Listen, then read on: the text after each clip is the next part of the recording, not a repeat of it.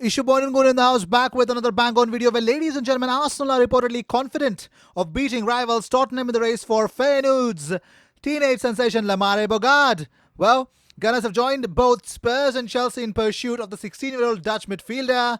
European giants Borussia Dortmund, Schalke, Juventus and AC Milan are also said to be interested in signing the young midfielder.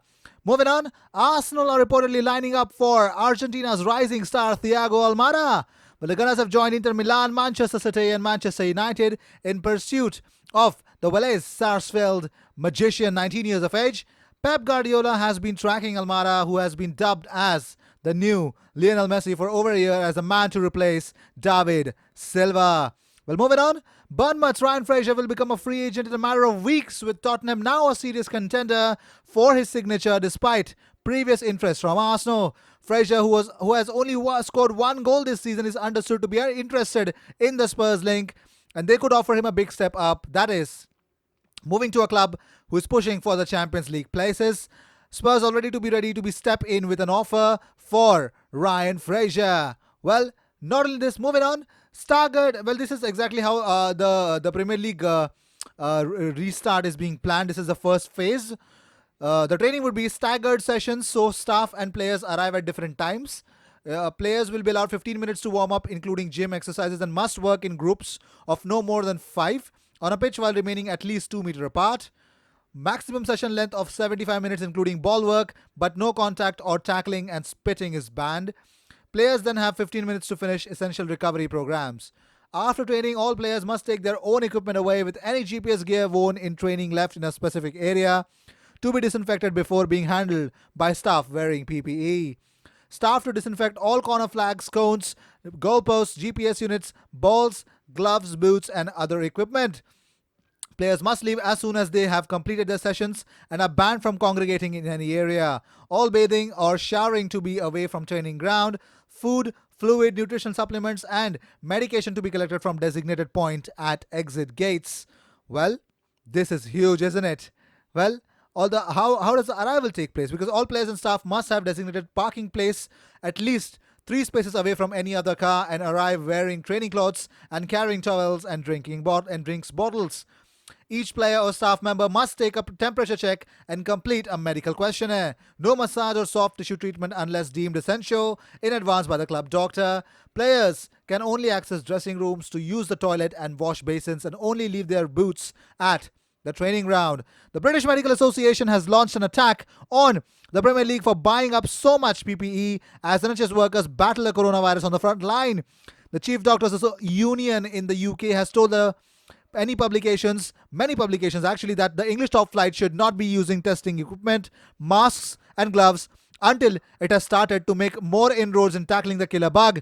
While a BMA spokesperson said, the latest BMA survey results seems to show the supply chain situation is improving, but there are still issues in some areas. It is important that these are resolved first, and adequate and consistent supply is available across the health service before we consider non-essential sectors. Arsenal are battling to sign Hellas Verona centre-back Marash Kumbulla, the 20-year-old who's been dubbed as the new Giorgio Chiellini. Mikel Arteta's side face a stiff competition from Everton, RB Leipzig and Inter Milan for the 27 million rated Albanian central defender. Well, Nani has spoken, ladies and gentlemen. Former Manchester United star Nani has revealed why he snubbed a move to Arsenal and Chelsea over a switch to Old Trafford. He says, at that time I was lucky because I was working with the strongest agents in the world, and then we had a connection with a lot of important persons. People who were important in Manchester, because at that time Ronaldo was playing there and had a similar story, playing for Sporting, and then Ferguson went to bring him to United. Carlos Queiroz was there as well. He's Portuguese, so it can help a little bit, and I was very excited. My agent asked me, as there were so many teams to choose from. Wow. And he chose Manchester United. That's really good, isn't it? He says, Chelsea, Arsenal, teams in Italy like Juventus and Inter, Bayern and Real Madrid. I don't know if they were true, but it was in the news. I chose Manchester because of the reasons they gave me at that time, and everything the past was involved with me. It gave me the reasons to go there, all about my story, and beyond that told me to go to Manchester. It was a club where I have a story in the past before I moved to Manchester when I was a kid. So it was good. Well, moving on. Arsenal have an interest in Amiens forward Ciro Guirassy, who emerged as one of the most promising striker in France last season. The striker scored 9 goals in 23 appearances in Ligue 1 this season. Amiens won at least £13.4 million for the French striker. West Ham are currently in the lead for his signature. Well, let's think how things will turn out for that. But Arsenal striker Alexander Lacazette's future has been plunged into uncertainty. Talks have stalled over new terms, and the striker has 2 years left on his deal. The club has taken a dim view of Lacazette's recent antics and will definitely take action. Arsenal's transfer funds will be severely limited in the next transfer window, with the club primarily looking at either free transfers or swap deals. Let's see how that will turn out for Arsenal and Arsenal fans. But here's talking about Ciro Guirassy. Well, he has played as a left winger in the past, and his heat map shows that he regularly plays in that area. He has an imposing physique and is playing for a side that has been relegated to League 2. So that could help Arsenal to sign him definitely. Well, Alex Lacazette is facing a hefty fine and club discipline after being pictured inhaling hippie crack. Arsenal confirmed they are ready to take action after the pictures emerged of him inhaling from a balloon at his home during past week. Guirassy's agent says Ciro's preference has always been to play in the English Premier League, but Amiens will evaluate all offers that come in for him and make a decision from there. Amiens president Bernard Joanin says, "We have an agreement with him. He stayed in the winter to help save the club. We now have significant offers for England for Ciro."